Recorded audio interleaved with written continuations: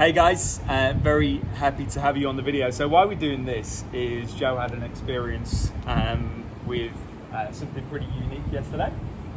So we're going to talk a little bit about that. We're going to talk about a DMT experience, which you thought was a pretty amazing experience. But we're also going to talk around biohacking, because even the conversation me and Joe have just been having, there's so many different perspectives of what it is and how it influences people. So yeah, we're just gonna kind of roll with this video and talk a bit more about it. So for those people who don't really know what biohacking is, why don't you give us a quick run through of your perception of it and what you've been using it for? Yeah, absolutely. So a brief snapshot. Biohacking is something that I've been into for quite a few years in different ways, and learning more about it and understanding, doing more research into it, and then starting to utilize these tools for my benefit. Yeah. And I know a lot of people in the network, entrepreneurs and other leaders are too. So biohacking is just understanding how on a biological level you can start to use plant-based medicines or certain even styles of training. So another biohack that I learned about recently was instead of growing your muscle, it's about growing your bone density, so that it increases the allowance of muscle that will go onto the frame. Because if your bones aren't dense enough, it won't allow you to take on board more muscle. It's the way that the body is biogenetically engineered. So understanding these sorts of things and how you can develop not only your health but your mindset and also your physical appearance as well, and using these, not necessarily they are advanced, but they're also quite ancient, a lot of them, and modernizing them and bringing them into somewhat the mainstream and utilizing them is what a lot of people are starting to do more of now, and it's become more recognized. And I'm sure for some people watching this, they might see the word biohacking and think, what the hell is Joe and Martyn going on about? So it's interesting, and the different perspectives is what we're talking about. And that's the thing here, because Joe and I were just literally saying before we got on this video, I said, biohacking to me is the new entrepreneurial trend. That doesn't mean that I don't think it's got its place. I actually think it's amazing. But I do think that,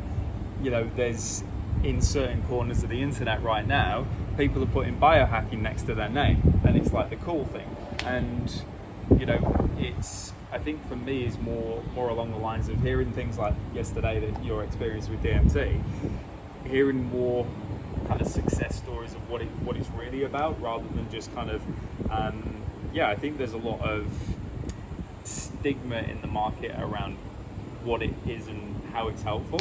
And it's just like with everything, something becomes cool. Entrepreneur is a classic example. 10 years ago wasn't cool to be an entrepreneur. Now it's like the coolest thing on earth, like investor, entrepreneur, global travel, like they're the three things. So so I'm interested to hear yesterday's experience in a bit more detail. As I said, Joe's done DMT yesterday. Where do you think that fits in, and how do you think that actually affects your business, but also like life? Like, where do you think you're going to get that benefit from it? Yeah, and I think before even going into that, it's understanding why am I doing things like this? Why am I trying to, and in my opinion, is go not necessarily against the trend, but I believe it's cutting edge, all the biotech kind of stuff. It's and the different engineering around your body and what you can do and how you can manipulate your body to improve and advance it. And for me, it's why I got into this is because I want to grow and I want to develop and I want to have experiences. But more than anything, it's not about necessarily the financial abundance and wealth that I think it has the possibility of bringing. It's the deeper levels of connection that I believe, through my personal experience, not just research, that this has allowed me to have, and it allows me to stay true to my purpose and find out more about myself and understanding that in the process. So DMT is actually a frog poison, and that's where it comes from in South America. And there's a process of ingesting that into your body, and then you go into a deep state. And I think for well, definitely the initial part isn't different for anyone, but what the experience and what you get out of it's different for everyone. So people were reconnecting with people that have died in the past. I was reconnecting with nature and people around me, and on this level playing field, if you want to call it that, and other people are communicating with people in different dimensions. And even when you start using words like that, people watching might be thinking, whoa, like this guy's losing his mind. I assure you it's quite the opposite. I'm quite finding my mind and having more clarity around it. And again, I know it's the conditioning that people might have had over the years to think, oh, this is crazy and why is he doing this? But when you start to use things in the right way, it was a ceremony. It wasn't like I just kind of went down with some friends and started taking things like this. It was a proper ceremony with a shaman, and understand the whole journey and the experience and how to get the most benefit out of it. And it's certainly not for everyone. That's one thing I will be clear on, because it can be quite an intense and confronting experience. If you want to go through a true healing process, and confront some of maybe your deepest, darkest demons that sometimes you don't even know were there because you're not ready to confront them. It definitely is a process of alleviating that. For me, it was pure bliss, because I had the deepest level of connection that I've had, and that helps me to, if I think about business, it helps me to connect even more so with the people that I want to help in the process. And the deeper I can connect with them, the better results that I can get them, but the more of the right people that I can help, not the more people, because it's not about how many people you help, it's about helping the right people. And I know some people are watching this might be thinking, man, he's at the forefront of this and I want to know more about that, and I can see how this would also have a benefit when it comes to investing, being more in tune with the markets, being more in tune with the human psychology and the behaviors behind that. And for me, anything that I can learn and develop through the breathing techniques of Wim Hof, through psilocybin, through plant-based medicine, through the frog poison, there's so much new stuff that you can learn out there that's been done for thousands of years. It's just being commercialized now, and therefore it's becoming more mainstream and more widely accepted, even though a lot of people are still not accepting it. And that's exactly what cryptocurrencies still are. Very controversial, people aren't accepting them, but the reality is the people that get it are not only growing wealth from it, but utilizing the technology behind it. So it's kind of, you can be at the forefront and actually learn how to do it properly, or you can watch other people do it and condemn them for doing it and say it's not right. Do you think, so I know this has been in LA, like the circles around there, you know, entrepreneurs, coaches, consultants, like especially the guys who've been, you know, successful for the last 5-10 years, you know, this kind of stuff's very popular for those guys. They, you know, especially what I tend to see is like the trend of like they do, you know, some biohacking stuff, microdosing, you know, plant-based medicines, and then they're also, you know, taking up a lot of like the Joe Dispenza type scenario. Do you think this is going to become mainstream from what you're seeing? Do you think it's going to be accepted as cryptocurrency is? I was going to use. That it's too weird? I was going to use the comparison because it's kind of like some things you can't stop, and the truth is you can't stop this because there's people still going to do it. Yeah, of course. And if it comes from a frog, then you go and get a frog. If it comes from a plant, you go and get a plant. Yeah. So you can't stop it. But in terms of being mainstream, it's when it's being more widely accepted. And let's look at cannabis. So cannabis is legal to purchase over the counter, not even for medicinal purposes, in a lot of states across the US, Canada, etc. So we're starting to see the new, I guess, let's say the old money, the old mindset is now leaving us, and it's creating space for the people that get this and that are more in tune. So I think there's the big shift that we're already seeing in the wealth distribution through cryptocurrency, through the knowledge distribution and the exchange of control and the more decentralization of control and knowledge that's being distributed through the channels. So I definitely foresee that this will become more and more widely accepted.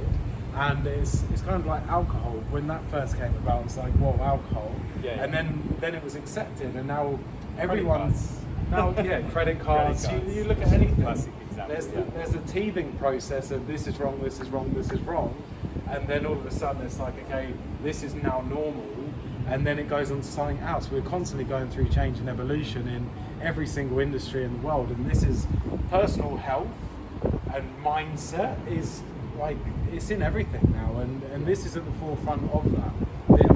This helps you to understand yourself better, and it's 100 sessions of any therapy in sure. one, from my personal experience, and I must say that, because everyone's experiences, I'm sure, are different, and I'm sure people have maybe not done things in the right way and got an experience that they maybe weren't ready for. And that's my, so as I said, I want to be clear, like, I'm all for this, but I also have an objective kind of person where I want to take both sides.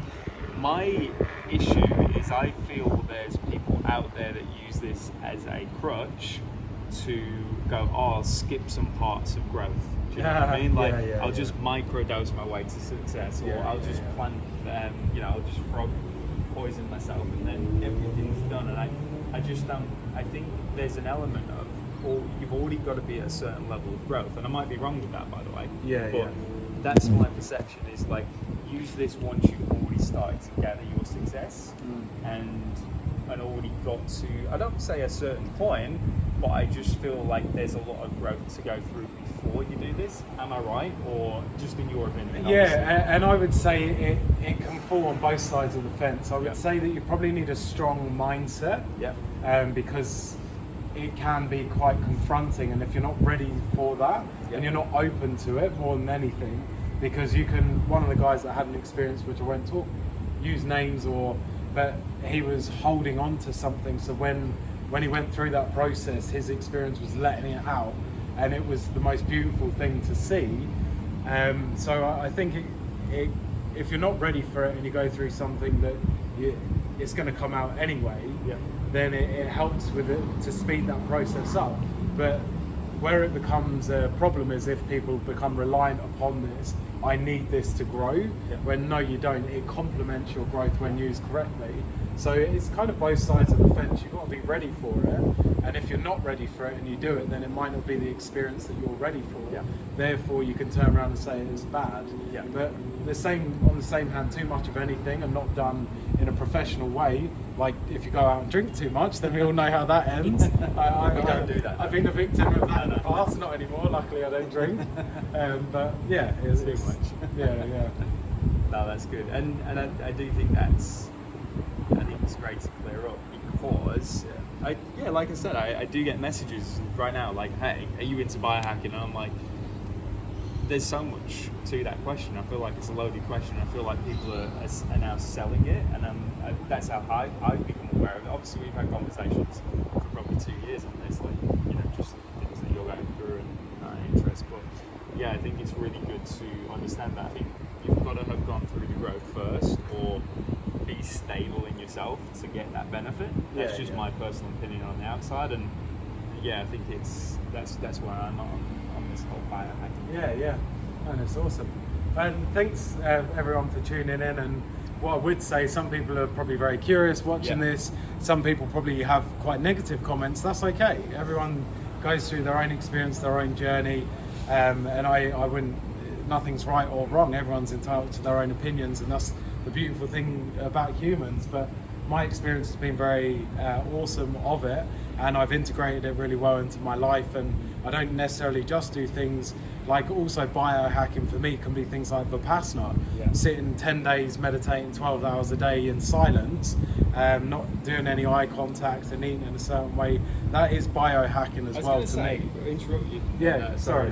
It's probably going on go longer on. than we thought, but I think you can create your own biohacking. Like, I think, just because, again, this is becoming more and more mainstream, I think there's biohacking that you wake up in the morning and you create your own version of what that is for you. And I think that's also really important to learn how to tune into your awareness, rather than searching out the market and going, oh, they're putting mushrooms in something, or they're using DMT and all this kind of stuff. It's like, tune into your own awareness, and then I think biohacking might be an even better useful tool.